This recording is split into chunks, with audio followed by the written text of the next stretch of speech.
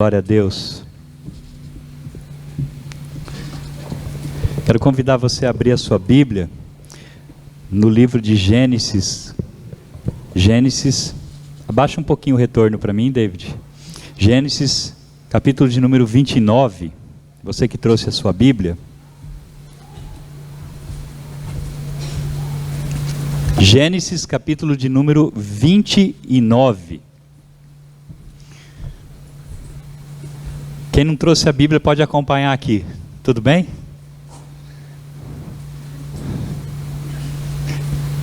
E quem quiser ligar a Bíblia também, tiver um aplicativo aí no seu celular, liga a sua Bíblia, tá bom? Mas desliga a internet, porque senão pode vir o zap, fica blu, blu, blu, aí vai tirar a sua concentração. E mesmo que você deixar no silencioso, aparece assim aquela listrinha em cima, não aparece? Atrapalha pra caramba, né? Então assim, vigia, tá? Você encontrou Gênesis capítulo 29? Amém? Diz assim a partir do verso de número 13. Diz assim, 14, vamos lá. Então Labão lhe disse: você é sangue do meu sangue. Já fazia um mês que Jacó estava na casa de Labão. Quando este lhe disse: só por você ser meu parente, você vai trabalhar de graça? Diga-me, qual deve ser o seu salário? Ora, Labão tinha duas filhas. O nome da mais velha era Lia e da mais nova, Raquel. Lia tinha olhos meigos, mas Raquel era bonita e atraente. Como Jacó gostava muito de Raquel, disse: trabalharei 7 anos em troca de Raquel, sua filha mais nova. Labão respondeu: será melhor dá-la a você do que a algum outro homem. Fique aqui comigo. Então Jacó trabalhou 7 anos por Raquel, mas lhe pareceram poucos dias pelo tanto que a amava. Então disse Jacó a Labão: entregue-me a minha mulher. Cumpri o prazo previsto e quero deitar-me com ela. Então Labão reuniu todo o povo daquele lugar e deu uma festa. Mas quando a noite chegou, deu sua filha Lia a Jacó, e Jacó deitou-se com ela. Labão também entregou sua serva Zilpa, a sua filha, para que ficasse a serviço dela. Quando chegou a manhã, lá estava Lia. Então Jacó disse a Labão: que foi que você me fez? Eu não trabalhei por Raquel? Por que você me enganou? Labão respondeu: aqui não é costume entregar em casamento a filha mais nova, antes da mais velha. Deixe passar essa semana de núpcias e lhe daremos também a mais nova, em troca de mais 7 anos de trabalho. Jacó concordou, passou aquela semana de núpcias com Lia, e Labão lhe deu a sua filha Raquel por mulher. Labão deu a Raquel sua serva Bila, para que ficasse a serviço dela. Jacó deitou-se também com Raquel, que era a sua preferida, e trabalhou para Labão outros 7 anos. Quando o Senhor viu que Lia era desprezada, concedeu-lhe filhos. Raquel, porém, era estéril. Lia engravidou, deu à luz a um filho e deu-lhe o nome de Ruben, pois dizia: o Senhor viu a minha infelicidade, agora certamente meu marido me amará. Lia engravidou de novo, e quando deu à luz a outro filho, disse: porque o Senhor ouviu que sou desprezada, deu-me também este, pelo que o chamou Simeão. De novo engravidou, e quando deu à luz mais um filho, disse: agora finalmente meu marido se apegará a mim, porque já dei 3 filhos, por isso deu o nome de Levi. Engravidou ainda outra vez, e quando deu à luz mais outro filho, disse: desta vez louvarei ao Senhor. Assim deu-lhe o nome de Judá. Então parou de ter filhos. Amém? Eu preciso situar você dentro do contexto dessa história um pouquinho, porque a gente lê um trecho, mas na verdade são praticamente 4 capítulos que vem narrando a história de Lia e Raquel, 2 irmãs. Alguns estudiosos dizem que elas eram gêmeas, mas a Lia nasceu primeiro. E dentro da cultura da época, a filha mais velha precisava se casar primeiro, depois a mais nova. seria uma desonra para a mais velha se a mais nova se casasse primeiro do que ela. Então, dentro desse contexto, aparece Jacó, que sai fugido da casa do pai dele, vai em direção à Mesopotâmia, e lá ele procura um tio dele, que é esse homem chamado Labão. Essas duas mulheres, Raquel e Lia, eram primas de Jacó. E ele se apaixona por Raquel. Jacó vai até lá, conhece essa família que ele não conhecia, e ele se apaixona por Raquel. E em troca de Raquel, ele propõe 7 anos de trabalho para conseguir aquela mulher como esposa, como um dote que ele pagaria, né, ao pai da moça, ao seu tio, 7 anos de serviços prestados para a mão de Raquel. E a Bíblia diz que lhe pareceram poucos dias pelo tanto que a amava. Mas o que aconteceu? Nesse processo, chegou o dia do casamento, e Labão, muito esperto, o seu sogro, ele deve ter embebedado Jacó, deve ter feito alguma coisa, e na hora de entregar a filha Raquel, que ele se casou com ela, ele pediu para Lia, deve ter prendido a Raquel em algum lugar, e pediu para Lia ir e deitar na cama e esperar Jacó. Jacó chegou, escuro, um pouco embriagado talvez, por causa da festa de casamento, se deitou com Lia. Quando amanheceu, ele deu uma olhada para o lado assim e falou: peraí, eu casei com uma e ganhei outra. E aí ele ficou revoltado, vai tirar satisfação com o seu tio. O seu tio fala assim: olha, aqui o costume é esse, você sabia, mas você me enganou. Olha, então vamos fazer o seguinte, né? Fica com Lia essa semana e trabalha mais 7 anos, e eu te dou a outra.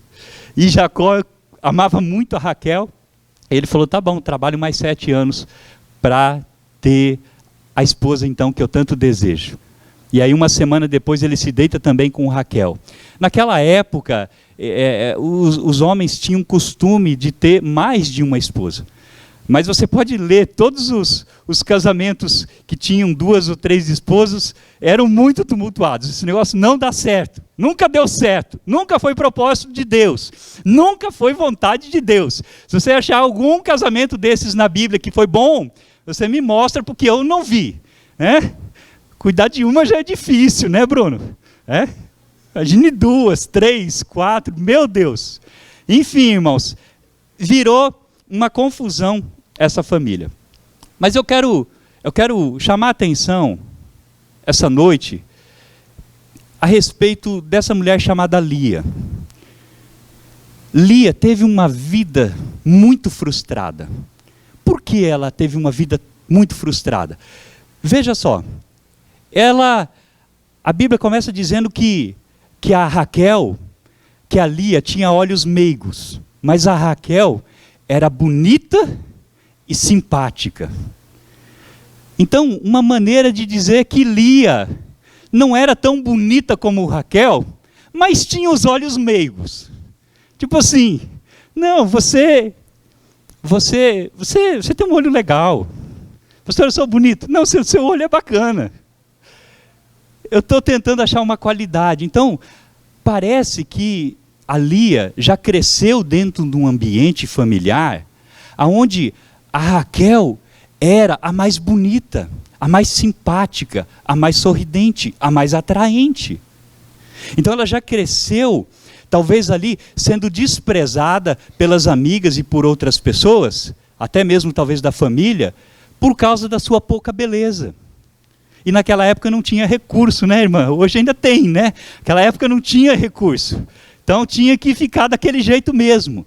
Então, Lia é uma mulher que começa a vida frustrada. Sua adolescência talvez tenha sido frustrada, a sua juventude talvez tenha sido frustrada, né? E ela depois ela se casa com esse homem chamado Jacó e nunca teve o amor de Jacó. Ela se casou com um homem que nunca a amou. Ela se casou com um homem que ela tinha que implorar para que aquele homem se deitasse com ela. Mais para frente a gente vai ver isso. Então, ela já era frustrada por causa da sua pouca beleza, era rejeitada, porque na época, a primeira a se casar deveria ser ela, e ela não é escolhida. Então, mais uma vez ela é rejeitada. E aí eu imagino o pai, a situação do pai, ela vindo falando, pai, olha pai, a Raquel não pode se casar antes de mim, eu tenho. E aí você imagina Labão olhando para aquilo, tentando fazer alguma coisa pela filha, e aí cria essa situação, e Jacó se deita com ela, e ela se casa com um homem que nunca foi apaixonado por ela. E depois ela ainda carregava essa culpa, por ter feito isso.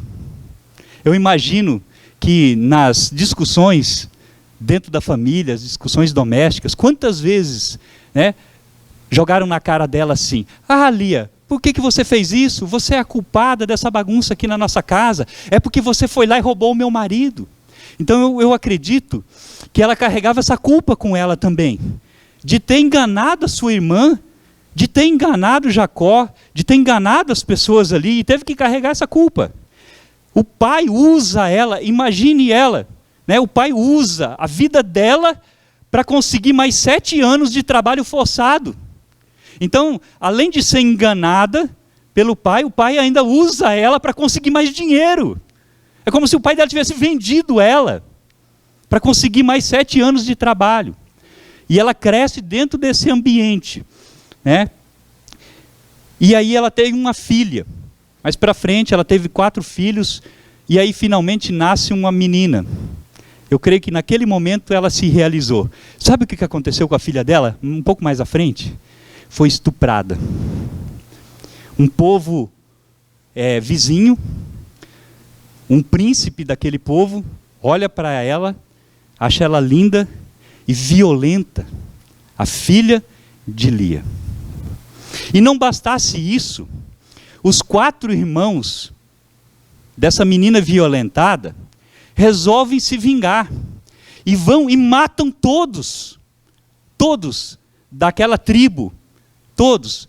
Centenas de pessoas morreram, um banho de sangue, porque eles resolveram se vingar. Então, o relatório da vida dela, ela foi enganada pelo pai, foi abusada pelo pai, porque o pai queria dinheiro através da vida dela, casou-se com uma pessoa que não a amava, ela não era muito bonita, a irmã era a preferida, teve uma filha que foi violentada e teve filhos que foram assassinos. Essa é a história de Lia. E aí, eu fico pensando, quão frustrada não era essa mulher? Quão frustrada não foi a vida dela, a existência dela? E aí eu olho para esse texto e fico me perguntando, o que fazer para evitar frustrações? Eu tenho certeza que você já se frustrou. Eu tenho certeza absoluta que você já se frustrou com pessoas que você ama, você já se frustrou no trabalho, você já se frustrou no seu casamento, você já se frustrou até mesmo, de repente, com Deus. Tem gente que se frustra com Deus. Talvez você tenha se frustrado até mesmo com o irmão da igreja. Não sei, mas eu sei que nós passamos por momentos de frustração. Mas algumas coisas nós podemos fazer para evitar algumas frustrações. E eu falo para você assim, tudo que você puder fazer para evitar uma frustração, faça. Porque depois para você receber cura e sair daquilo e se perdoar e perdoar, é um caminho de pedras. Então se você puder, na sua existência, na sua vida, evitar se frustrar, faça. E às vezes nós podemos evitar a frustração com cuidado simples, com coisa simples. E a primeira coisa que eu quero chamar a sua atenção é para você ter cuidado com as expectativas que você gera no seu coração. Cuidado com as expectativas que você gera no seu coração. Por quê? Eu imagino a expectativa de Lia. Olha só o que ela pensava. Bom, eu não sou a preferida dele. Ele gosta mais da minha irmã. Mas quando eu me deitar com ele, ele vai me amar. Era a expectativa dela. Ela alimentou isso no seu coração. Ela alimentou, ela pensou assim, a hora que eu me deitar com ele, ele vai me amar. Expectativa frustrada. Ela teve uma expectativa que foi além daquilo que poderia acontecer. E aí ela começa a ter outras expectativas. E ela começa pensando assim, se eu tiver um filho, ele vai me amar. E aí então ela engravida. E ela dá à luz a um menino chamado Rubem. E Rubem, no original, essa palavra significa veja, olhe, contemple. E ela está dizendo, dando esse nome para o filho dela, o seguinte: Jacó, olha para o seu filho que eu te dei, contempla ele, perceba, me ame, Jacó, eu estou te dando um filho, veja.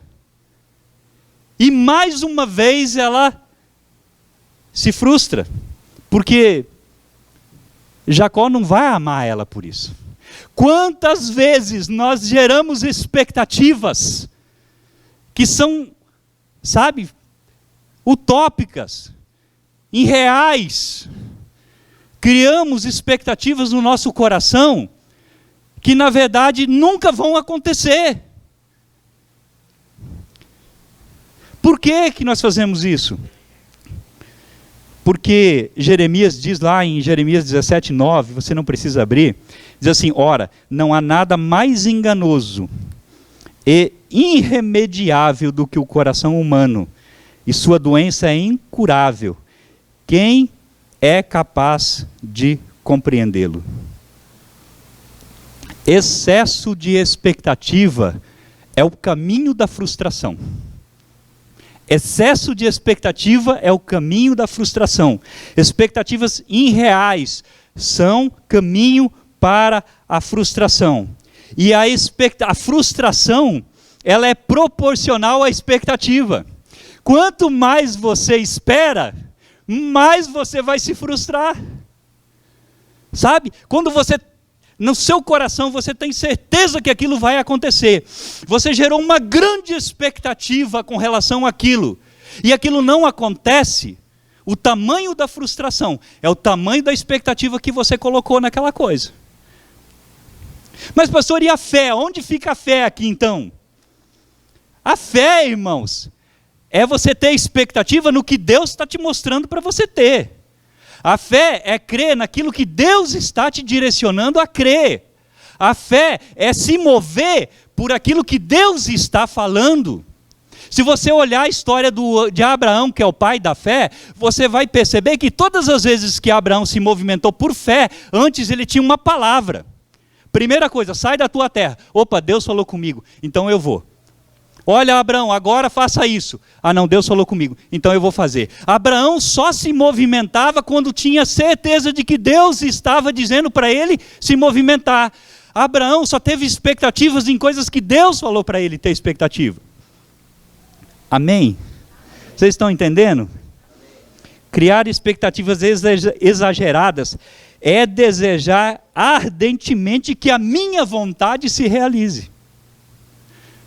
Deus não vai realizar a sua vontade. Deus vai realizar a vontade dele na sua vida. Amém? Nós precisamos estar alinhados com a vontade de Deus. Nós precisamos estar alinhados com a vontade de Deus. Se a gente estiver alinhado com a vontade de Deus, a gente pode sim ter expectativa, porque aquilo é fato, vai acontecer, é certeza. A nossa fé age, entra em ação e Deus opera. Amém? Olha só. Esperar, colocar expectativas em pessoas, você está procurando se frustrar. Quando você foca, você coloca uma expectativa em uma pessoa, e você espera muito daquela pessoa, ou você espera algo daquela pessoa, você está querendo, com vontade, com desejo de se frustrar. E eu já vou explicar isso, calma gente. Não joguem pedra em mim. Ah, pastor, então eu não posso acreditar em ninguém. Não é isso. Vamos olhar, por exemplo, de Jesus. Jesus acreditava nos discípulos, sim ou não? Ele acredita em você? Sim ou não? Você já decepcionou ele? Algumas vezes. Tá bom. Jesus colocava expectativa em qual era o discípulo que Jesus mais colocava a sua expectativa? Vamos pensar em expectativa. Em quem? Pedro. Pedro era, né, aquele que Jesus olhou e falou assim, esse Pedro vai arrebentar. E em um momento que está lá em Lucas capítulo 22, você não precisa abrir, Jesus começa a narrar a história de que ele vai sofrer, de que ele vai ser crucificado, que ele vai ser preso, que ele vai ser torturado. Mas era para os discípulos ficarem tranquilos, porque isso era algo que Deus queria que acontecesse. E aí Pedro se levanta e diz assim: Jesus, jamais eu te negarei. Eu imagino que se eu fosse Jesus e alguém falasse isso para mim, eu ia abraçar o cara e falar assim: obrigado, meu irmão. Puxa, em você eu posso confiar. Você é legal, cara. Você está comigo, fechou, estamos juntos. Não é assim? Mas Jesus olha para Pedro e diz assim: Pedro, hoje mesmo você vai me negar 3 vezes, antes do galo cantar. Em um outro momento, Pedro começa a falar algo assim também, e Jesus olha para Pedro e fala assim: Pedro, Satanás pediu para te peneirar, e eu roguei ao Pai para que isso não acontecesse. Jesus, ele conseguia confiar, mesmo sabendo que ia ser traído, e ele conseguia não se decepcionar, porque ele sabia da limitação humana. E ele, mesmo sabendo que Pedro, em um determinado momento, iria negar ele, iria trair ele, iria fugir, ele consegue continuar amando Pedro.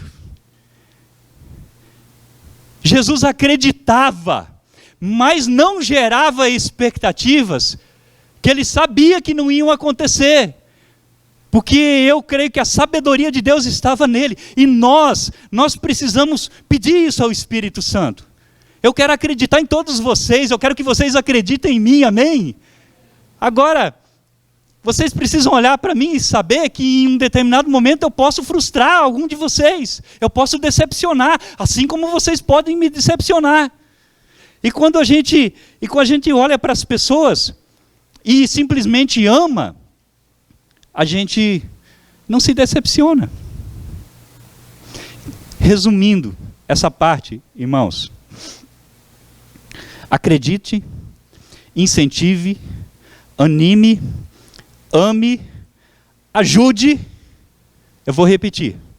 Acredite, incentive, anime, ajude, ame, mas não espere nada em troca. Amor incondicional. Faça por amor. Não faça para receber algo em troca. Faça porque você ama. Faça porque você é movido pelo Espírito a fazer o bem. Faça para todo mundo, anime todo mundo, ame todo mundo, abrace todo mundo, sabe? Ande com todos, mas não espere absolutamente nada em troca. O problema de Lia, ela esperava algo em troca. Ela queria o amor de Labão. Labão não, Jacó. Ela queria o amor de Jacó. Ela fez esperando um retorno.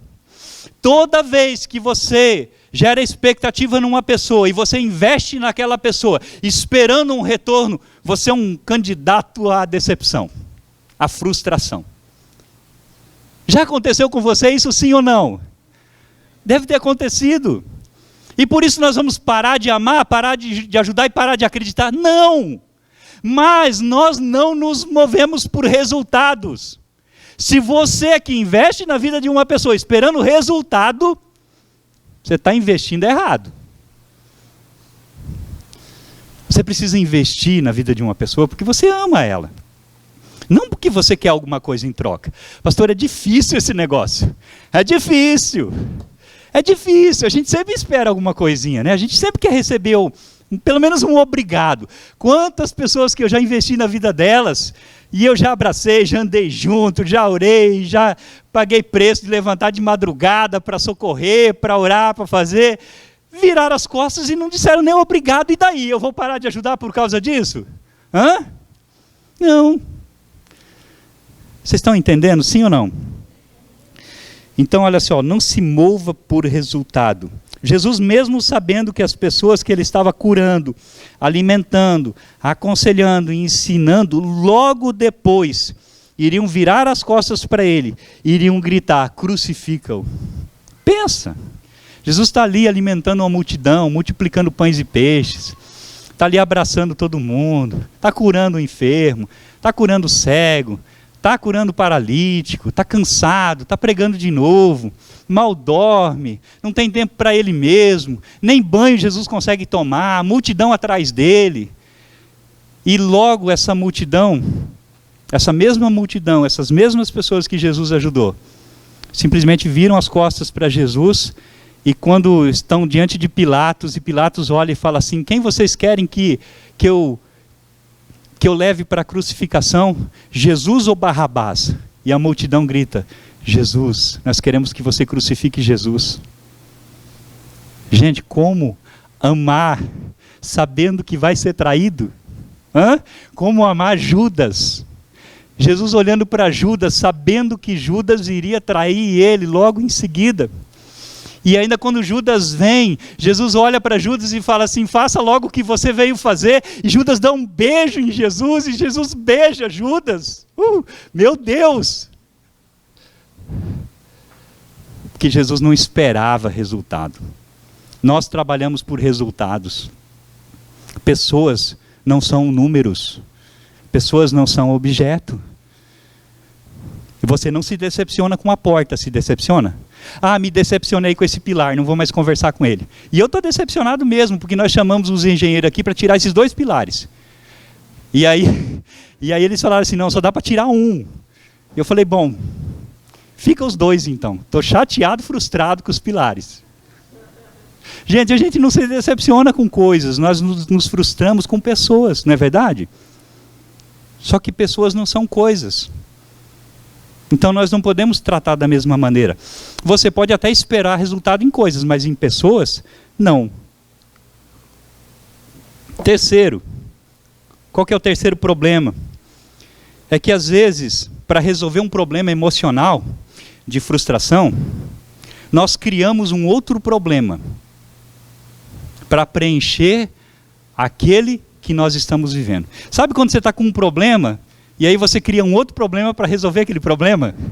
É mais ou menos assim: você está devendo, 5 cartões de crédito. Aí você fala: vou fazer um empréstimo só no banco e vou quitar todos os 5. Você resolveu um problema, mas você criou outro problema. Não é assim? Os economistas dizem que isso ajuda, mas gente, na área emocional tem pessoas que fazem isso. Qual que era o problema de Lia?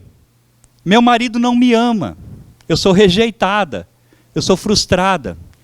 Eu vou usar um filho, eu vou ter um filho, para que esse problema seja corrigido. Irmãos, quantas mulheres querendo segurar casamento com filho? Se eu tiver um filho, ele vai me amar. Se eu tiver um filho, ele vai parar de trair. Se eu tiver um filho, ele vai me valorizar. Se eu tiver um filho, tudo vai mudar. Não muda nada. E aí, dupla frustração. Primeiro, está frustrada porque o marido continua não amando, continua traindo, continua fazendo. E agora, também não ama o filho. E você tem que olhar para o filho e amar o filho, explicar para o filho tudo que está acontecendo. Isso vai gerar um problema às vezes maior ainda. Sabe, usar pessoas para se curar das suas feridas, das suas mazelas, das suas frustrações, não é o caminho. Vocês estão me entendendo, sim ou não? Lia tentou isso por 3 vezes. Ela tentou, primeiro ela teve o Rubem. E ela disse: bom, agora o meu marido vai me amar. É isso que está escrito no verso de número 34, se você ler na Bíblia. E diz assim: e concedeu Lia e deu à luz a um filho e chamou de Rubem, pois disse: o Senhor atendeu a minha aflição, por isso agora me amará o meu marido. Ela teve aquela criança só para conquistar o amor do marido. E aí não deu certo. E aí ela tentou de novo, com outro filho. E ela tenta com o terceiro filho, e ela dá o nome do terceiro filho de Levi. E aí ela diz assim: agora, essa vez, se unirá meu marido a mim, porque tenho dado 3 filhos a ele. Chamou de Levi. Levi, a etimologia da palavra, diz que Levi é aquele que gera vínculo. E ela falou assim: Jacó, agora eu tive um filho que gera vínculo. Então agora você vai me amar, agora você vai se vincular a mim. Mais uma tentativa frustrada. Não deu certo. Quarta coisa, irmãos. Não force relacionamento. Não force relacionamento. Nós, às vezes, querendo o amor das pessoas, nós forçamos o relacionamento. Nós imploramos o amor das pessoas. Muitas vezes porque somos rejeitados, temos um histórico de rejeição na nossa casa, na nossa família, nós sentimos necessidade de amor. Queremos ser amados, queremos ser respeitados, queremos ser queridos. E aí sabe o que nós fazemos? Nós fazemos o que Lia fez. Nós começamos a forçar os relacionamentos. Nós começamos a mendigar amor. Mendigar amor, me amem, por favor. Isso que nós fazemos muitas vezes. Às vezes no meio da nossa casa, da nossa família, nós suplicamos o amor. Queremos que os nossos pais nos amem. Queremos que os nossos parentes, os nossos irmãos, às vezes o nosso cônjuge, nós queremos ser amados. E para ser amados, muitas vezes, nós fazemos de tudo. Como fez Lia, enganou a própria irmã para conseguir o amor de Jacó. Sabe, não force relacionamento. Quando você começa a forçar relacionamento, as coisas começam a se complicar ainda mais. Não force. Tem muitos casais que eu percebo às vezes que o amor esfriou um pouquinho, e aí a esposa ou o marido começa a perceber e começa a forçar o relacionamento, e isso não funciona. Você precisa conquistar, amém? Amor, relacionamento, amizade, se conquista. E não se conquista forçando a barra. Muitos casais se separando, se divorciando, porque às vezes um força demais e o outro não entende, acha que está pegando no pé, acha que está exigindo demais, acha que aquilo que a esposa está pedindo é exagero. E aí começam as confusões, começam as brigas, e o final disso a gente já sabe. Não force relacionamentos. Amém? Nós precisamos entender que amor se conquista. Você conquista a pessoa. Paz dentro de um relacionamento se conquista. No original grego, quando você pega a palavra amor,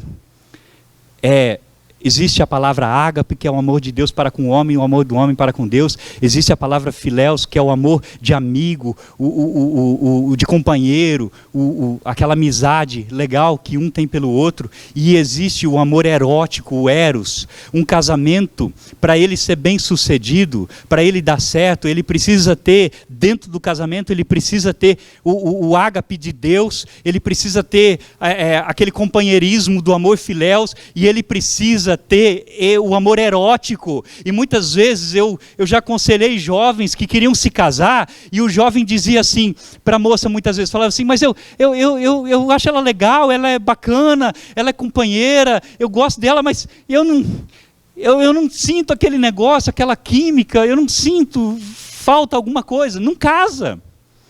Um relacionamento conjugal, para ser bem sucedido, ele precisa ser completo.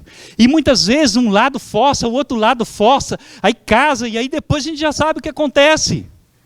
Sabe, gente, não force relacionamento. Amém? Não implore amor. Jesus te ama do jeito que você é. Amém? Não force a aceitação. Eu quero ser aceito. E aí começa a forçar, começa a fazer de tudo para ser aceito. Começa a mover tudo para ser aceito. Começa a mandar o WhatsApp para todo mundo para ser aceito, em todos os grupos. Quer ser aceito por tudo e por todos. Sabe, irmãos? Não tente forçar reconhecimento. Isso é o que nós tentamos muito. Às vezes nós queremos ser reconhecidos. Você não quer ser reconhecido? Hã? Você acha que Lia não queria? Que Jacó chegasse para ela e falava assim: Lia, cara, você é demais, você me deu 3 filhos. É o que Lia queria ser reconhecida, queria ser amada. Mas ela fez tudo forçosamente, forçando. E isso não deu certo. Não force amizades. Não force amizades. Amizades acontecem, se conquista. Às vezes a gente força e aí não dá certo. Mas o que você pode fazer para conquistar uma pessoa então? Hã? Ame, cara. Ame as pessoas. Ame. Simplesmente ame. E continue amando. Aceito, não aceito. Tendo de volta, não tendo. Simplesmente ame. Se você fizer isso, Deus vai te abençoar e não vai faltar amor para você também. Amém? Sabe? Uma das coisas que você pode fazer, que não é forçação, e que você colhe imediatamente, é o abraço. No abraço, você abraça uma pessoa e automaticamente, no mesmo tempo, você recebe um abraço. Está carente? Abraça alguém então. Amém? E aí você já recebe na hora. Mas no demais, semeie. Mesmo não tendo no mesmo momento um resultado, continue semeando, continue amando, continue perdoando. Tá? Porque senão as pessoas vão te aceitar, sabe como? Por dó.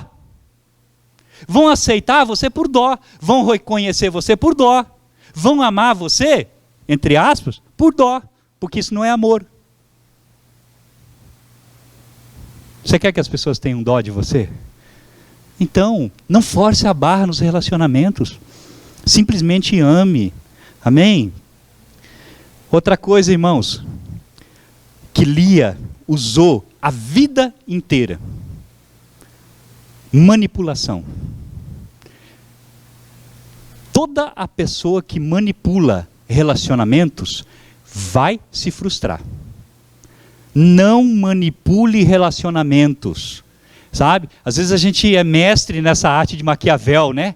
A gente principalmente algumas pessoas que têm mais essa veia psicológica, conseguem entender e manipular. Não use de manipulação para conquistar ninguém, para obter favores de ninguém, para obter o amor de ninguém, para nada. Porque quando você começa a usar a manipulação, nunca mais você consegue parar. Porque a manipulação é como um bumerangue, você joga, ela vai voltar na sua cabeça. Cedo ou tarde vai voltar. Quem começa a vida manipulando, quem cresce financeiramente manipulando, quem sobe na vida manipulando, vai ter que manipular a vida inteira.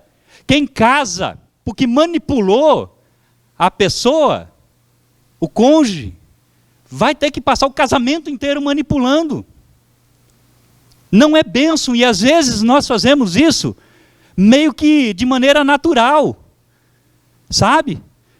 Mas nós temos que pedir ao Espírito Santo que nos ajude, porque a manipulação é uma miséria, é uma doença, e ela vai voltar para cobrar de você a manipulação que você fez. Ela vai pedir para você pagar o preço. Lia tentou manipular a situação. Talvez ela tenha tido a ideia, deu a ideia para o pai. Falou: pai, o senhor vai lá e faz isso, eu dou um jeitinho, eu consigo isso, aí eu engravido, eu consigo aquilo, aí eu faço isso, eu consigo aquilo e tal. E ela passou a vida inteira fazendo isso. Tanto é que um pouco mais à frente, acontece um fato super interessante. No capítulo 30, verso 15, acontece o seguinte: ela já de idade, as duas, Raquel e Lia com filhos, já os filhos quase gerando outros filhos, e em um determinado momento, a Lia, ela quer se deitar com Jacó. Mas Jacó não queria se deitar com ela, porque Jacó tinha a preferida. E aí dá a entender nesse capítulo que as duas fizeram um acordo. Então tinha o dia de Lia e tinha o dia de Jacó. Tá, deixa isso aí, isola isso. Depois eu estou explicando já isso aí. Senão vocês vão ficar com 2 focos. Aí, olha só, tinha o dia da Lia e tinha o dia da Raquel, para se deitar com Jacó. E aí acontece o seguinte: o filho mais novo da Lia foi para o campo e achou umas flores lindas, mandrágoras. Não conheço, mas deve ser bonita. E ele veio com aquele ramo de flores e entregou para a mãe.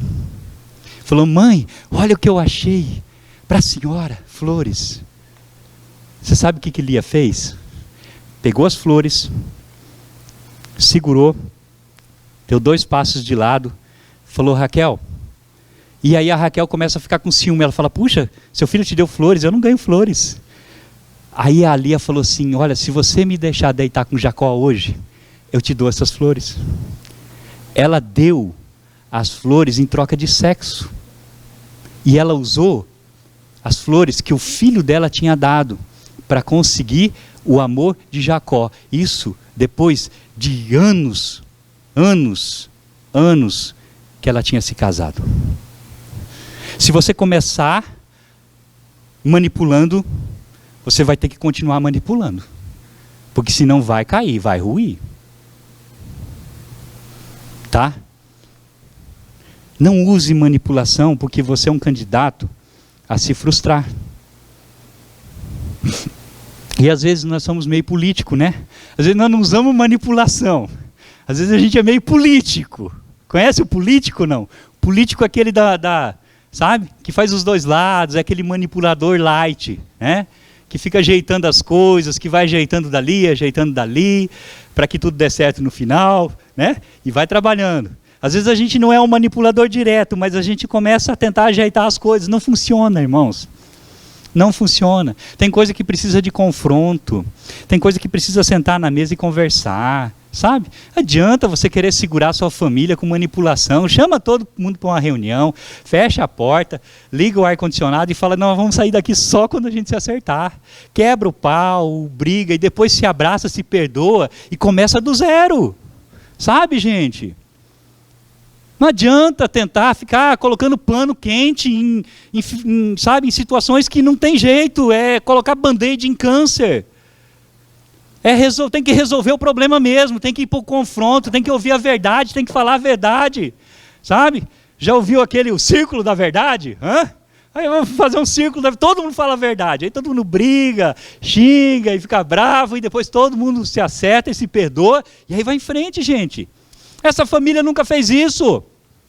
Lia ficava manipulando de um lado, Raquel do outro, do jeitinho dela, Jacó ali no meio, resolvendo as coisas, mas Jacó tinha a preferida dele. Isso talvez nunca tenha sido discutido na casa, sabe? Tanto Jacó preferia tanto Raquel, que em um momento, ele sai da casa do sogro, ele volta para Canaã, para a terra prometida, que hoje é Israel, e aí ele em viagem, lá ele precisa encontrar o irmão dele está com raiva dele, porque há 30 anos atrás ele tinha saído de lá, tinha roubado o irmão, e ele entende, ele recebe uma notícia que o irmão está vindo receber ele.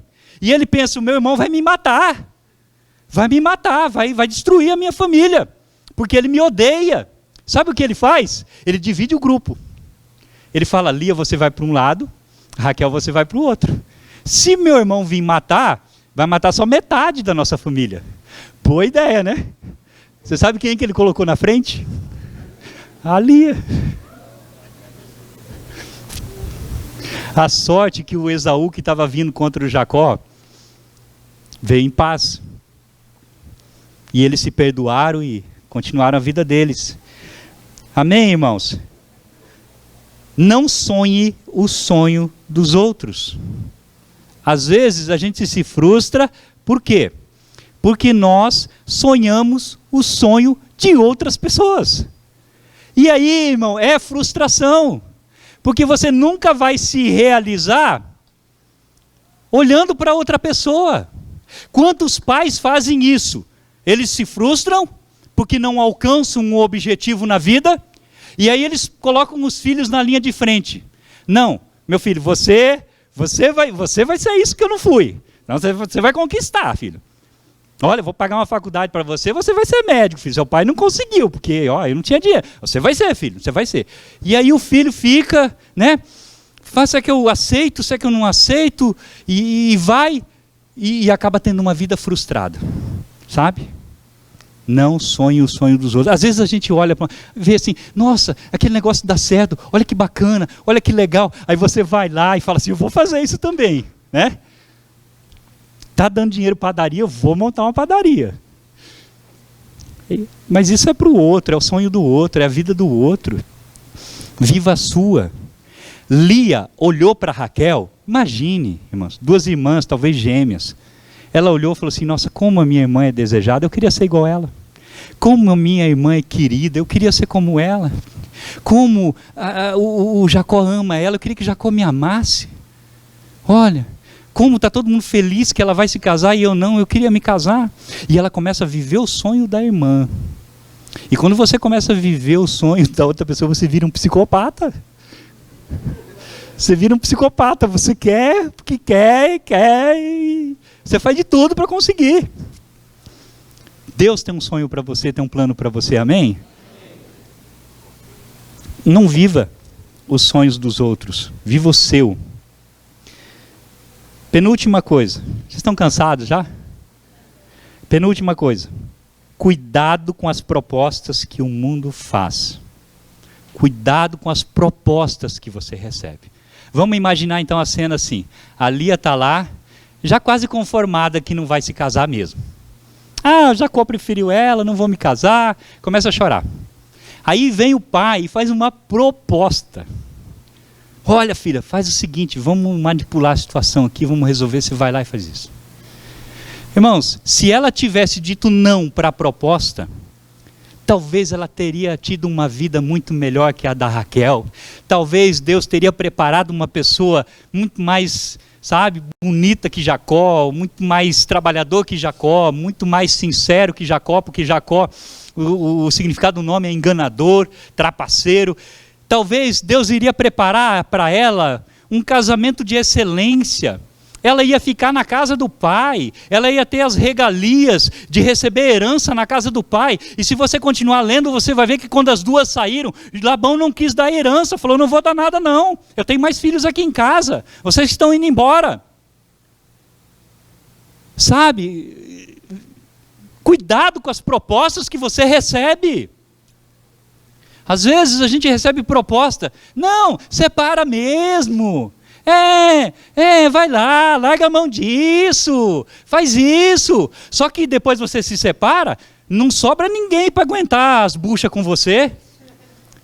Separa, né? Destrói a família, acaba com tudo. Filho para um lado, mulher para o outro, briga, dinheiro, casa, divide, não sei o quê. Não vem um advogado amigo seu falar assim, não, eu vou fazer essa partilha de graça, eu vou te ajudar. Né, Márcio? O Márcio de vez em quando ajuda, né, Márcio? Mas não vê ninguém. A bucha fica com você. Labão deu a bucha ali, jogou a bucha, pegou 7 anos de serviço, de graça do Jacó, falou, agora ele vai trabalhar mais 7 anos para mim, dane-se essa filha. Cuidado, tem gente colocando você em situações e você vai ficar só. Porque na madrugada, quando você olhar para o seu lado e estiver sozinha, sozinho, você vai chorar e não vai ter ninguém para enxugar suas lágrimas. Gente, parece brincadeira, mas é sério. Não é assim? Às vezes a gente, né? Temos um exemplo aqui, irmãos, né? Na hora de colocar o Delcídio lá na fogueira, todo mundo colocou. Não, Delcídio, vai lá, faz isso, faz isso, faz isso, faz isso. Vai lá, Delcídio, vai. Aí a federal foi lá e prendeu ele, ficou sozinho. Às vezes, até na nossa vida, no nosso trabalho, nos ambientes, sabe? Cuidado com as propostas que você recebe. Cuidado. Você pode se decepcionar, se frustrar. Eu ouvi uma entrevista do Delcídio agora, ele falou assim, o Cabrini perguntou para ele, vamos sair da política já, tá? O Cabrini perguntou para ele assim, foi surpresa para você ter sido preso? Ele disse, olha, eu estava num carro a 320 por hora e bati no muro. Só isso. Quem ficou com você? Minha família. Irmãos, cuidado com as propostas que o mundo faz, amém? Cuidado, cuidado, cuidado, cuidado. Depois não sobra ninguém para ajudar, sabe? Depois só sobra a frustração e a decepção. Última coisa, chamando o Ministério de Louvor. Já. Valorize relacionamentos saudáveis.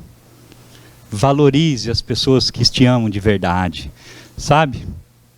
Valorize, ame, incentive a sua família, Valorize isso, sabe? Os pais precisam valorizar os filhos precisam valorizar os pais, sabe? Valorize relacionamentos saudáveis. Valorize a pessoa que está do seu lado. Valorize essa pessoa, ame essa pessoa. Não fica tentando achar coisa onde não existe. Não fica achando que a vida da outra pessoa é melhor. Não fica achando que o casamento da outra pessoa é melhor. Não fique pensando que os filhos daquela outra pessoa são melhores. Não fique pensando que o trabalho daquela outra pessoa é melhor. Valorize aquilo que você tem a cada dia. Salmo 90, versículo 12. Senhor, ensina-me a contar os dias para que eu alcance um coração sábio. Sabe, valorize cada dia da sua vida, valorize as pessoas que estão do seu lado, porque essa pessoa te ama, ela está do seu lado, amém? Ela pode até te decepcionar em algum momento, mas vocês vão resolver e vão se abraçar de novo e vão continuar, sabe? Nós precisamos fazer isso, para não nos frustrar, tentando procurar coisa onde não existe. Mas pastor, e agora? Eu já estou frustrado. Eu sou uma pessoa frustrada. A minha vida é um poço de frustração. O que eu faço? Irmão, vai ter que deixar para outra mensagem, porque tem muita coisa ainda. Amém? Então, na próxima mensagem, nós vamos falar sobre o que fazer quando estamos frustrados. Amém? E você vai pedindo para o Espírito Santo ir trabalhando na sua vida. Mas tem muitas coisas que você pode fazer para evitar futuras frustrações. Amém? Você é especial para Deus. Deus te ama. Jesus te ama. Sabe? Ele olhou para você e fez você no ventre da sua mãe. Amém? A Bíblia diz que Deus já nos conhecia antes mesmo de nós sermos formados. Ele já nos conhecia. E a Bíblia diz que Ele nos fez no ventre, sabe, da nossa mãe. Você não é uma obra do acaso. Você não está aqui por acaso. Não existe coincidência, existe Jesuscidência. Não existe coincidência, existe Deuscidência. Se você está aqui, é porque Deus tem um plano lindo na sua vida, porque Deus quer sarar, quer te curar, para que você possa retomar a sua vida livre de frustração, livre de decepção, para que você possa ter um coração como o de Jesus, que passava por todas essas coisas, mas não se feria e não se abatia. Deus vai dar um coração para você, tão cheio do Espírito Santo, que mesmo alguém te frustrando e te decepcionando, você não vai ser abalado. Amém? Nada vai abalar você. Nada vai te abalar. As pessoas podem até te trair, mas você vai falar assim, não, eu sei. Como você vai falar igual o Jó, que estava no fundo do poço, frustrado, decepcionado, sendo julgado. E aí ele olha e diz assim, eu sei que meu Redentor vive, um dia ele há de se levantar de sobre a terra, e os meus olhos verão a Deus. Ele alcançou isso. Se você ler lá no livro, no final do livro, você vai ver que ele alcançou essa promessa. Amém? Deus tem o melhor para você. Fique de pé em nome de Jesus. Quero orar com você, para nós finalizarmos essa mensagem. E eu quero orar para que Deus cure o seu coração. Amém? Talvez você está fazendo algumas coisas erradas aí. Talvez você está num caminho errado. Talvez você está frustrado. Eu quero orar com você essa noite, para que o Espírito de Deus possa tocar o seu coração, curar, que você possa sair daqui renovado, sabendo que não é o fim. Amém? Não é o fim. Depois nós vamos ver na próxima mensagem, não essa semana, na outra, porque essa semana temos um congresso. Você vai ver que Deus honrou Lia, e o final dela, o final da vida dela foi muito melhor que o começo. Eu quero profetizar que na sua vida, o final da sua vida, a continuidade da sua vida, a partir desse ponto, vai ser muito melhor do que já foi, em nome de Jesus. Amém? Porque os planos que Deus tem a nosso respeito são planos de paz, de bem e não de mal, planos para nos prosperar e nos dar um futuro e esperança, diz lá em Jeremias. Amém?